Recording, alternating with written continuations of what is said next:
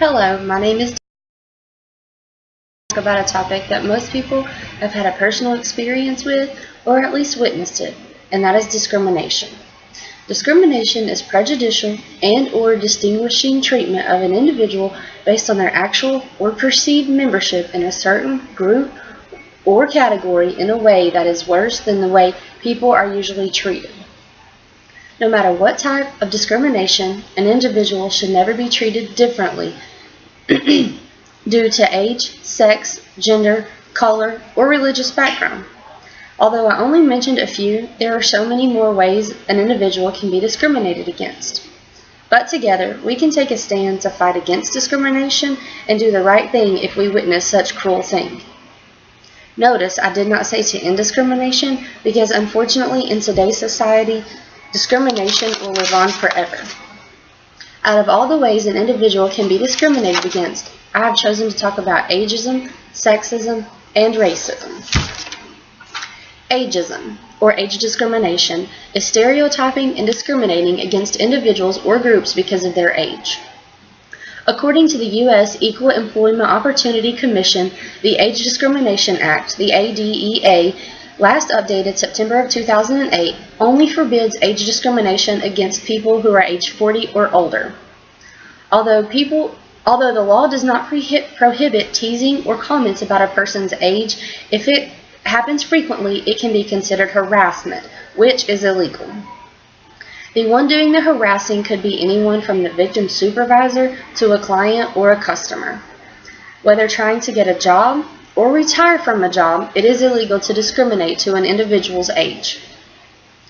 Although tough to prove or show evidence that one has been discriminated due to age, a lawsuit could be the result of if one feels they have been a victim.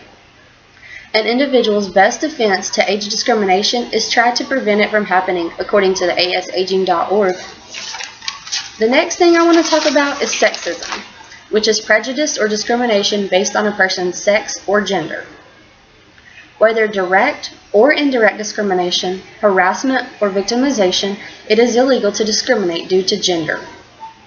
According to EqualityHumanRights.com, an example of direct discrimination is when the hospital insists that a male nurse must have a chaperone while a female nurse does not have to have a chaperone. Indirect discrimination would be when an employer states that an applicant must be a certain height or weight. Harassment is when an individual gets picked on, whether verbally or by contact, and whether it is by a coworker, supervisor, client, or customer. An example of victimization would be if an employee was mistreated or less favorable because of a complaint, discrimination, or support someone else to complain or discriminate. With victimization, there must be clear evidence to support the case.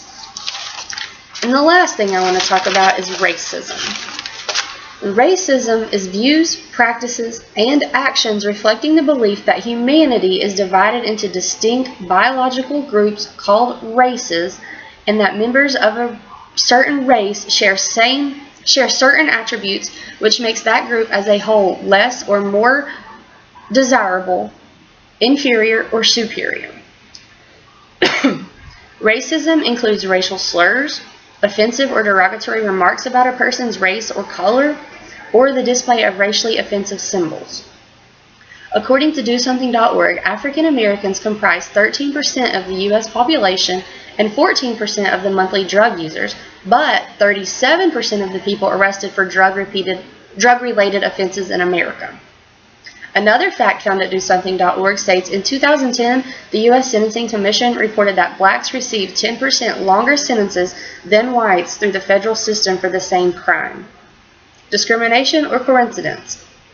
Title VII of the Civil Rights Act of 1964 protects individuals against employment discrimination on the basis of race and color, as well as national origin, sex, or religion, is a direct quote from the U.S. Equal Employment Opportunity Commission.